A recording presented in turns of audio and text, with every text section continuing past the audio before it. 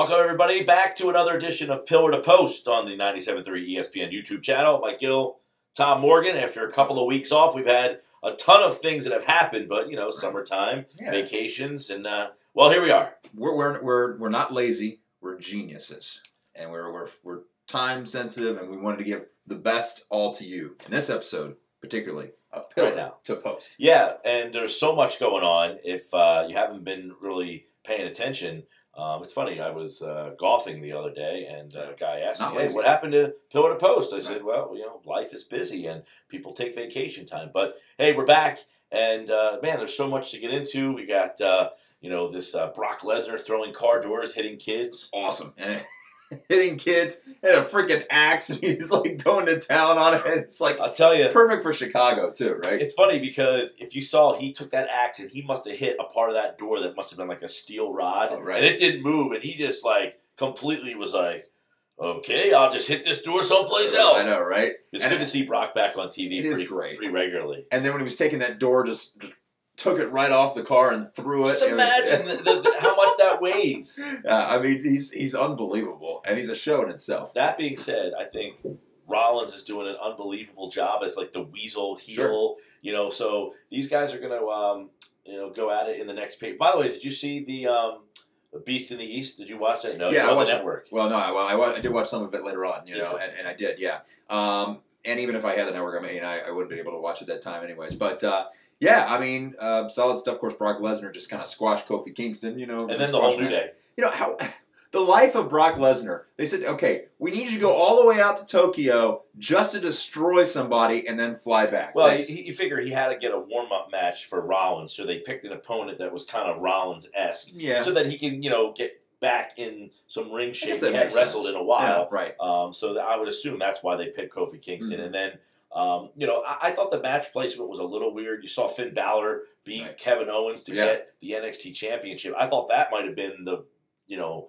the main event. Sure. You know, Finn Balor had come from New Japan. He was so big in Japan. Right. Kevin Owens is really maybe the second biggest heel in the business right now. Yeah, he is. That was a great match. Then they put the Cena tag team match as the Cena last Ziggler, yeah. Which was terrible. People actually, if you saw the video, the seats were empty. Like, people left after Finn Balor won. Yeah. You know, NXT is such a hot product right now. You know, I don't know if they would want to have the NXT title as a main event just because they want to end it on a main event roster way. Yeah.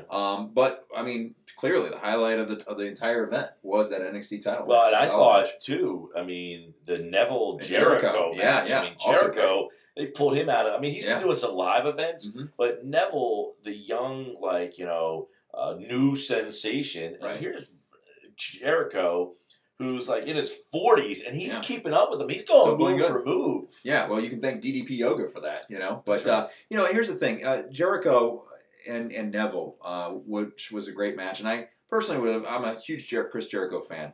But I wanted Neville to win. But I know Jericho was big in Japan. He wrestled in Japan for a while. So it was kind of having a thank you, you know, to him, you know, for him to win in Tokyo. But there's going to be plenty of opportunities for Neville to have some great wins in his career. Well, that was a cool event. I didn't wake up at 5:30, but I was up at about 7:30. So right as it was kind of ending, that's the great thing about the network. You can start and watch it on your own time.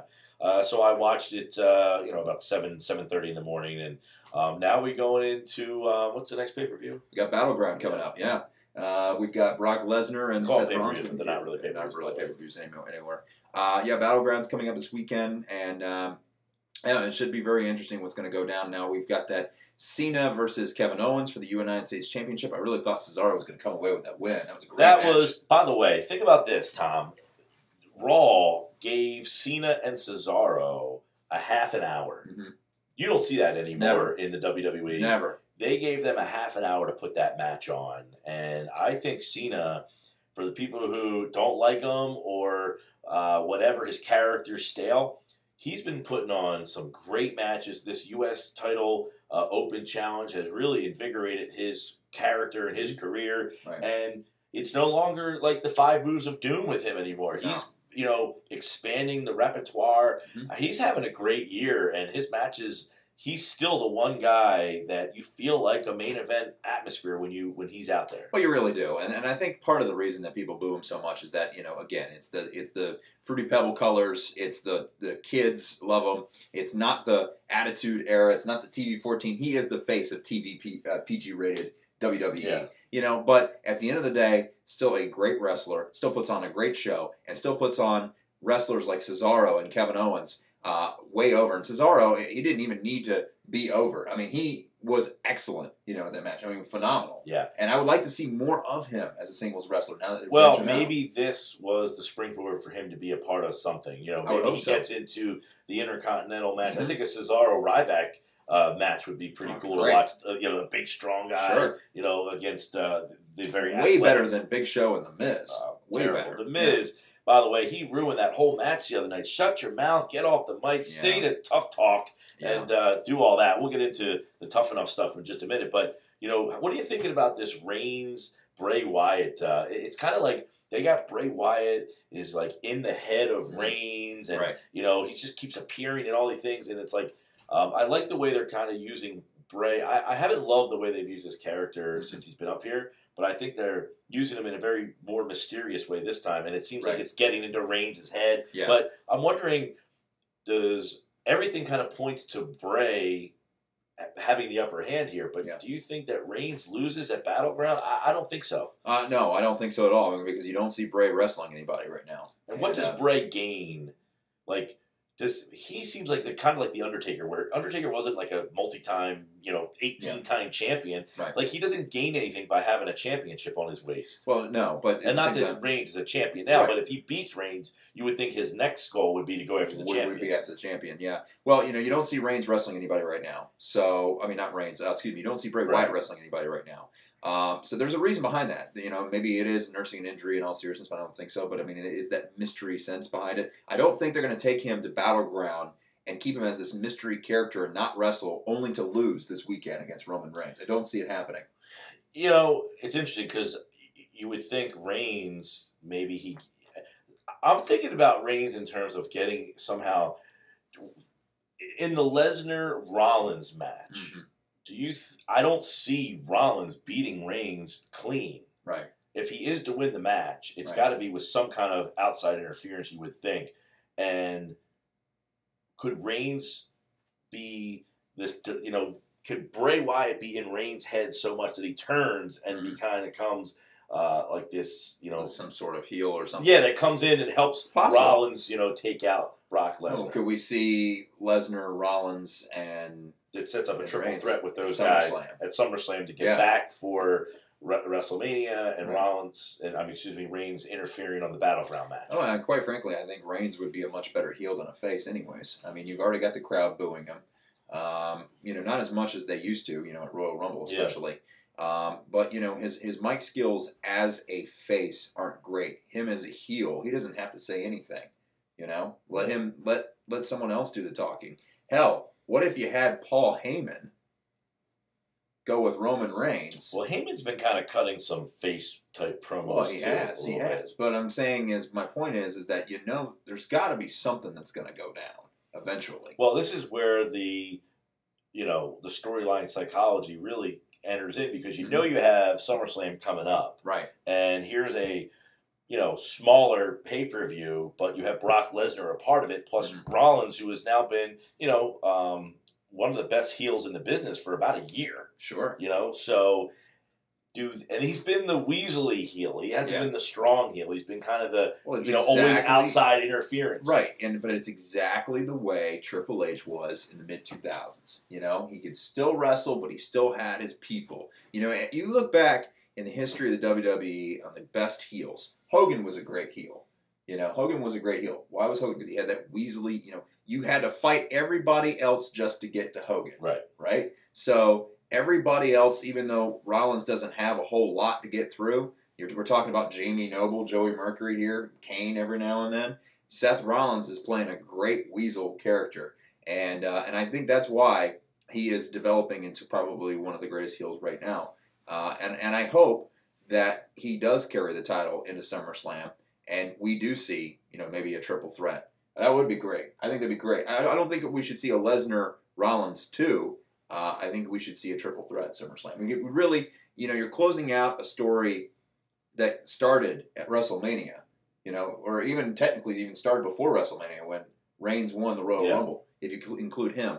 But it started when Rollins cashed in that briefcase against Reigns and Lesnar. So what if we ended the story at SummerSlam and then we progress into the Roman Reigns era as a WWE champion? I mean, we're jumping to conclusions here. He may not even be in the equation at all. But I'm just saying, I think that would make sense. And keep in mind, too, Sheamus has the briefcase, and they haven't done a lot with him at all. No. He was getting booed the other night in that match against Roman Reigns. It seems like that was the CM Punk chance coming out the other night. But I don't see him being a Money in the Bank champion. I don't think he enters.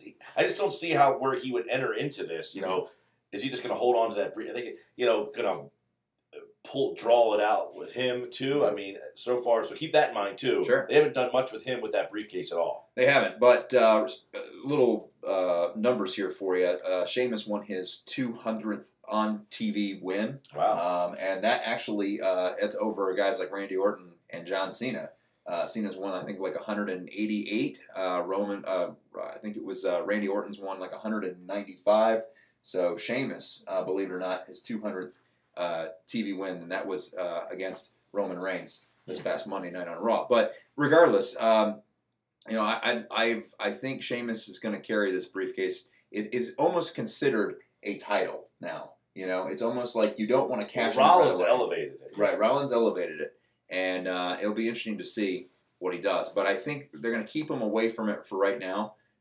Best is my personal opinion. But then again, he could always cash it in right at the end of SummerSlam because that's what they do. They wait for the big, big moments. And there hasn't been too many guys. I know Damian Sandow pretty recently that have been Money in the Bank winners who did not win a championship. Mm-hmm. But that could happen too. Yeah. I would say I think Sheamus right now, the feeling is that he would be more in that role, that he would be a guy who does not. I don't know. I don't see him as a world champion, but there's not a lot of guys on this roster that you do. Do you think Kevin Owens is a world champion? I mean, if you put him in the ring with Brock Lesnar, is that a match that... I mean, Brock is just such a big, imposing guy, and Lesnar is, he's not overly tall. I mean, he's not in great shape, but he's a great character. But if you put him in the ring with Brock, does that look like a match that makes sense? Oh, I would like to see the match. I don't know if I'd want to see the match right now. I mean, I think Kevin Owens would need a lot more build-up. This time next year, absolutely. I definitely could see that. I think Kevin Owens possesses a great character. I think the way he's been throwing around John Cena in the ring, like a rag doll, of course, that's a lot of it is Cena jobbing too. But I would like to see a Kevin Owens-Brock Lesnar match. I don't know if I would want to see it right now. There's not enough build-up yet. Yeah, it's interesting too because we kind of said the last time that they had to figure out a way to get the belt off of Owens and make him still be relevant. Right. He loses to Finn Balor in a great match in the recent East. Had to do it, though. He had to get that belt off. Right. Now it looks like he'll be full-time on the WWE roster. And, so we'll see if they start to build him towards a championship status. Another story that I'm not liking at all is the Rusev, Dolph Ziggler, Lana, Summer Rae. Right. Ah, my God. The only payoff... It's not helping anybody out. Right, but the only payoff I think we would get out of this is actually seeing Lana wrestle. And on a real WWE Raw ring. I'm not sure that's going to happen. I don't know, man. There's some kind of feud going on between her and Summer Rae, so we'll have to wait and see what happens. But Summer, she's a lower tier she is as well. Well, which is interesting because it seems like Paige is kind of jobbing out to everybody right now. I know. It's such a shame too. I really hope they get this title off of Bella and move on from this. But of course, they gotta promote those Total Divas. Yeah, well, if you go down to NXT too, I mean, Sasha Banks still has the championship down there, but they're really bringing this feud between her and I can't think of the girl's name. She's the new I can't think of her, but they fought last night. If you watch NXT last night, it was Charlotte came out and teamed up with Sasha. Now those two are going to go and have a match next week. But I'm wondering if they're going to get the belt off Sasha to bring her up, or Charlotte, one of those two, to come up soon because it seems like it's the Bellas and Paige. Yeah, pretty much every single week doing something, and Well, they need something. They need to really boost their Divas roster tremendously. Yeah. And I, unfortunately, I've kind of lost interest in the Divas division not to sound sexist or anything, I just haven't seen any great wrestlers in that division since AJ Lee. And Paige is pretty good. Just that Paige is good, but I'm saying, but my point is that overall, you're not getting quality. Lita and Trish Stratus had some great matches. Yeah. Even Mickie James had some great matches. They were great wrestlers. I'm not seeing anything, really that excites me. I'm hoping that they're not just eye candy, that they're wrestlers. That's my thing. Yeah. Natalia's a good wrestler. They have her kind of. If you watch Total Divas, there's a lot of animosity going on right now with Eva Marie because they basically said they want to make her the next Bella. They want to make her the next big star because of her looks. Right. So they said, and they're all saying, well, she can't wrestle. Right. And she's down in California getting personal training lessons, and they're all kind of mad about that because, that's not how they all came up. So there's a lot of tension with Eva Marie, but she can't wrestle, and I think that's probably the problem with Lana. She can't wrestle either. No. We'll have to wait and see. Yeah. We don't know. She's always been just a manager. And maybe she just is a manager, but I'd kind of like to see. That's the only thing that I think is building up. I guess the whole love triangle thing always pays off. It's always happened in WWE. There's always one girl runs off to another guy, and then they have that little feud going on. And I find it funny how Summer Rae, who's 100% American, is defending Rusev and his principles and basically playing treason, more or less, with the WWE Universe. He's a nice, respectful man. And right. But, I mean, the Raw this week I didn't think was great. This time of the year you do get a little bit low, but you do get Brock throwing the card, beating the car door in. That was pretty cool. Yeah. The Miz thing I thought was terrible with him interrupting the whole match. The tag team stuff with the primetime players and New Day. The New Day. So, I'm not. The tag team has not really done much. I'm not really into much of the teams in it right now. Right. The Sheamus match was kind of so I mean, it's been a little bit of a downtime, but I'm looking forward to see Brock Rollins and see how they make that whole thing. I do too, and I think the Owens Cena. Yeah, and I think we're going to get a pretty good match out of it too. And it'll be interesting to see what they're going to do with these two guys building into SummerSlam. It'll be interesting to see what they're going to do with Cena and Owens. Quite frankly, I think that we very well will see the end of this Kevin Owens-Cena feud for some reason. Probably should too. And probably should. So then what's next for Cena at SummerSlam? It would be my next question. Do we see someone like a Samoa Joe come in and interfere and get a match with Cena? Samoa Joe has been on NXT the last couple of weeks, and the pops have not been as loud as I would have thought. Mm-hmm. Like, he comes out, and there's just not a lot of reaction to him. I don't know why that is. The crowd seemed like they've been down a little bit for a lot of people, but specifically him, that he's not getting these huge, loud pops that he got when he first came out. Yeah. Well, I mean, it was exciting. I mean, you're seeing more or less Samoa Joe in a WWE semi-ring, but I don't know. We'll have to wait and see what happens. But I personally, I'd love to see Cena. The great thing about the Cena-Kevin Owens feud is that it's so fresh. He's not feuding with the same people. Yeah. It was always either Randy Orton or Sheamus. We haven't seen a lot of Orton on TV either. We haven't seen Orton. And we saw it on Returning. He came out the other night. He's doing something with Sheamus. But it was always the same people. And I'm loving this U.S. title open challenge. I'm going to miss it. Once Kevin Owens ends up winning the belt at Battleground. You think he wins? I think he wins. Wow, I think he wins. But there's been, WWE's got the Battleground coming up this weekend. But there's been a lot of other stuff. Ring of Honor is now on Destination America. Right. Last night was really the first kind of live. Now, that's one problem that I've been having with the Ring of Honor is they're so far behind. Jay Lethal won the Ring of Honor Championship like 2 weeks ago. Right. He just appeared on TV as the champion last night on Destination America. Right. The production quality is going to be down. It's not the WWE. They don't have the same money.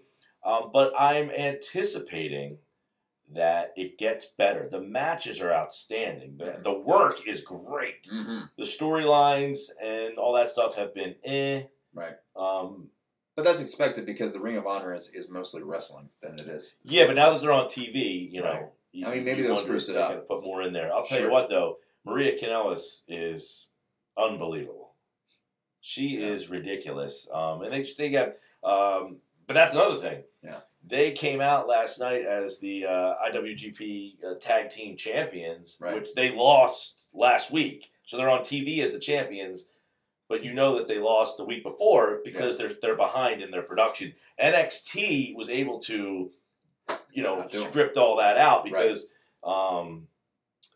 Finn Balor won the championship on 4th of July, and in NXT last night they showed that. So, look, I'm enjoying the Wednesday night Ring of Honor, TNA, and Ethan Carter won he beat Kurt Angle. Right. And he had some interesting things to say in that little speech he did. He looked like he took a couple shots at the WWE with his speech. Yeah, that was raw. That was kind of raw. It was. But speaking of being behind, how about Jeff Jarrett and his surprise appearance? And do you think this will be a Global Force Wrestling invasion on TNA? Well, what I think, and I think it's a pretty interesting topic in terms of the business, the industry is, he wrestles at Slammiversary and he wins the King of the Mountain belt. Right. And then he was in this interview last night on TNA, which basically his goal of Global Force is to basically take all these little promotions and put them under one umbrella. So that they can stay separate, but that you can see their wrestlers against each other and make these matches that you otherwise wouldn't see because, you're in, ICP wrestling and you're in WTW wrestling. Right. And then he's saying, I can take both of those and put them together and make a card, make a pay-per-view, make a show. Because a lot of the struggle is with these small independent groups is that they only have but so many because they can only afford but so much. Exactly. Yeah. So he's trying to be the umbrella to bring them together. Exactly. And he's got New Japan, and now it looks like he's going to get TNA. So it could help. I mean, I know there are TNA wrestlers that are now going to Global Force, but we don't know if they're together or separate. But we did see Austin Aries, he's going back to Ring of Honor. So you're starting to see a lot of movement and changes, and I think it's all kind of crazy right before our very eyes. Yeah, and I think that's exactly what Destination America needs. If you have these two programs on, you're going to be seeing wrestlers crossing over, especially with Jeff Jarrett. If he gets something going with his Global Force Wrestling thing, maybe start some sort of invasion angle, or even has his own show on Destination America, even, which rumor has it that could possibly happen too. That would be three different brands, and people crossing over all over the place. Then you'd have you might as well have one huge, massive, how many hours program, Ring of Honor, TNA, boom, boom, boom, and they're all crossing all over the place. Maybe Destination America wants to become Destination a spot where wrestling fans go and know that that's where they can go. And you could easily compete with the WWE Network that. Yeah, WWE Network has a lot of other features online. You can get all the classic matches or whatever and stuff like that and different shows. But you have a show that's on cable that you specifically would watch just for wrestling, and nothing else. Well, and, TNA had their Slammiversary 2 weekends ago, and I guess, the reports were that there was a lot of bad reports that, they could be done. That could be the last pay-per-view they do. They're not traveling. They don't do live events. They're not doing really live pay-per-views anymore. Right. Yeah. So you wonder if TNA just kind of morphs together with, were they that desperate that they had to go back out to Jeff Jarrett, who basically the blood, they had bad blood between those two. Oh, they did. But you have to understand, that was Jarrett's famous line when he was with TNA before. I built this company from the bottom up, and blood, sweat, and tears. The founder. He's the founder.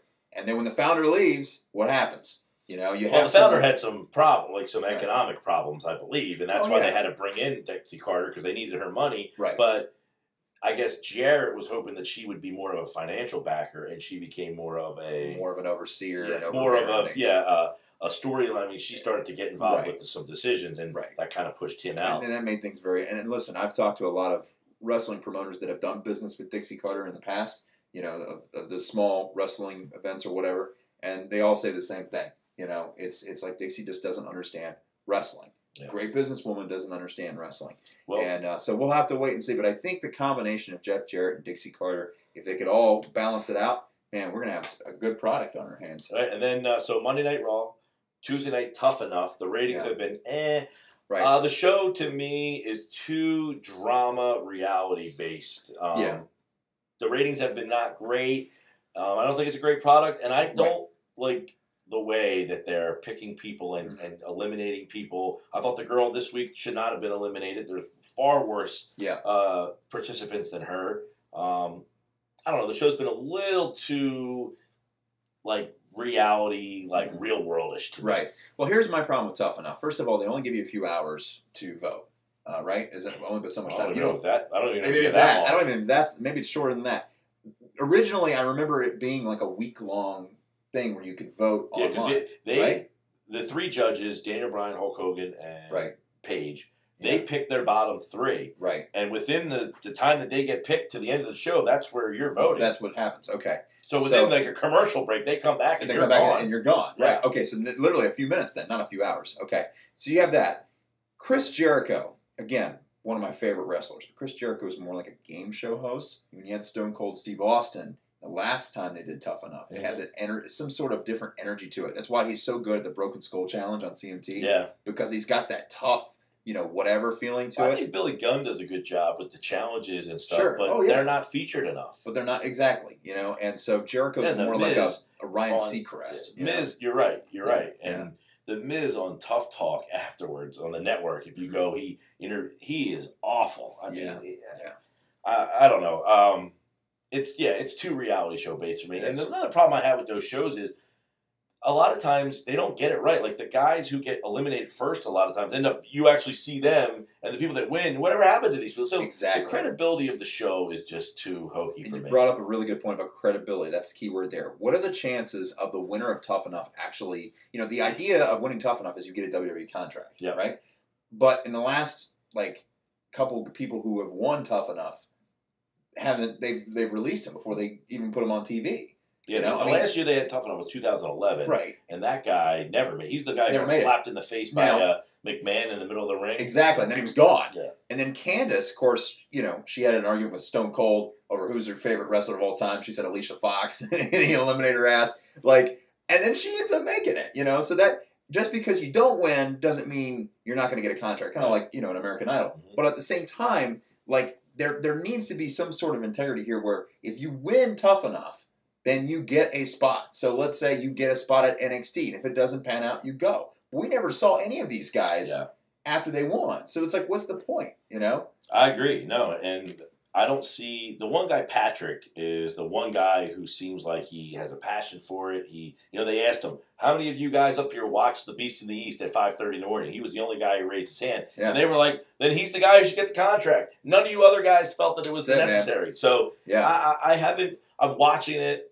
I'm not enjoying it. Man, this is really I got to watch next week. Right. So Monday Night Raw, Tuesday night Tough Enough. Wednesday night is obviously the Ring of Honor, TNA, NXT trio. Thursday night SmackDown. So there's been a lot going on, and then this Sunday we've got Battleground. There's a lot going on. There's a lot of wrestling, and it's funny. I read this article. USA feels like wrestling is kind of going on a downward spiral, and that's why they're kind of questioning Tough Enough and stuff like that. So it'll be interesting to see what happens. I don't think they're featuring any wrestling, though. You're not really seeing them do a lot of in-ring stuff. It's going in the water with the alligators. Right. They're making them do these different challenges that really don't show that these guys are going for a wrestling contract. Right. Actually, women too. You always have your favorite WWE Network classic match or whatever. Actually, yesterday I was on YouTube, and I looked up Tough Enough back when there was on MTV, and Maven won that. Wow. And one of the greatest scenes ever. Is that low key? Was that? Is that low key? No, I think it's just Maven from TNA. Right. Was he? I don't think he went on. Did he wrestle on TNA? No, low key was R-Truth. No. Sorry, never mind. I don't know what I'm talking about. Forget that. But Maven won, and Triple H was in the ring, and it was so powerful, and the speech that he made about dedication to wrestling and the real world about the wrestling business. And it was, look it up on YouTube if you ever get a chance. It's so powerful. But that's the kind of stuff that really made me want to watch Tough Enough back in the day. And this stuff now, it's trying so hard to fit in today's viewership.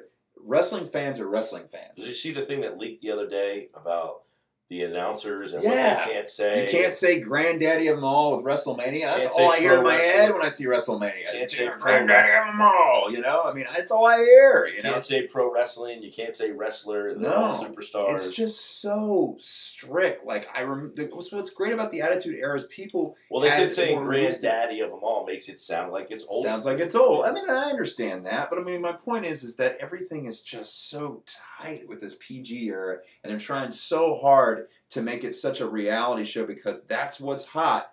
And wrestling fans are wrestling fans, no matter what. I mean, people change. You know, different wrestling fans today are different than what they were in 1996. I get that, but at the end of the day, they're still wrestling fans. You know, and so I don't watch Total Divas because I don't care about what's going on in a diva's, you know, private life or whatever. It doesn't excite me. I like to see them wrestle. I like. Well, I watch the Total Divas because you do like Daniel Bryan talked. You know, you see some of those little things that you might not catch where he said the doctor told me I should not wrestle again. You're getting like those little things are fine, and those things are fine. But I'm just saying, you know. Well, you also saw the Bella twins like making the decision whether or not they want to re-sign or do they not want to sign. You saw the fact that all these girls backstage are really have a lot of animosity towards Eva Marie because that she's kind of getting a free pass here. Yeah. Those are things that I find interesting. Not them going out and partying, not them going out and hitting the town. Right, and maybe I need to actually watch the show, but I mean, when I see like the promotions for it, that's all I get. Yeah, that's all I'm getting from it. I don't see anything that excites me. There's only one time I remember watching a Total Divas promo when like Cena and Bryan were using the same plane or something like that, the Bella Twins, and one of the, of course, was wondering why John Cena won't marry and stuff like that. I mean, yeah, okay, I get that stuff. You got to see some of their private life or whatever private life they'll be willing to show you. Right. But again, back to Tough Enough. It would be interesting to see how the ratings did go up a little bit, and hopefully the Total Divas rating is not good. Not good. But by USA standards, those ratings aren't good. But again, it's only been a couple episodes in the season, so we'll see what happens as it continues to build up and less contestants are on the show. Like the guy ZZ. Yeah. To me, he's a joke. Yeah. He should not be still on here. Right. Like, if he made it, he'd be like a Santino Marella. Right. Like a big version of him, though. But the fact that he's still on there kind of, to me, jacks the credibility of the show to a way down. Because he's just, come on, he's a nice kid, young kid, he's funny or whatever, he's kind of a goof, but he's not your next WWE superstar. Come on, it's ridiculous. Yeah, so again, but I mean, we'll have to wait and see what happens. Now, the key is that these guys are wanting to get a break in the wrestling business. Now, whether that means they go wrestle in some other development territory for a while, they're in NXT for a little while. These guys aren't conditioned to be wrestlers right now. No. I mean, Ryback was part of Tough Enough. Ryback was a couple years ago, in fact. Believe it or not, he was on Tough Enough, and it took him a long time. Well, he was on what was then NXT before NXT became NXT, its own brand. But he was also on the same season as The Miz on Tough Enough. Was he? He was. Look it up. Yeah. So, but he had hair. He had hair back then. Ryan, I know his name was Ryan something or another. Yeah, I can't remember. It was Ryan. Yeah, but definitely wasn't Ryback because I remember because they were on the beach. Skip Sheffield, he was in. Oh yeah, I remember Skip Sheffield. Yeah. But anyways, yeah. Did you look up Maven by the way? It's not Loki. Okay, that's what I thought. I was like, Loki's wrestling right now in TNA. Right. But he had been in WWE. Yes. I don't think Maven's even wrestling. Period. Yeah, anymore. So. Well, we hit a lot of bases today, and good to be back. Got Battleground this weekend, and we'll be back to recap all of that and everything. Pillar to post. Use the hashtag Pillar to post. Mike Gill, Tom Morgan with another edition in the books. That's it, man. And call us out on Twitter if we're wrong. I mean, it happens all the time. So call us out. Make sure you hashtag Pillar to post. Your questions are welcome too on Twitter at 97.3 ESPN as well. Yeah. All right, guys. We'll talk to you with another edition coming up next week. Peace.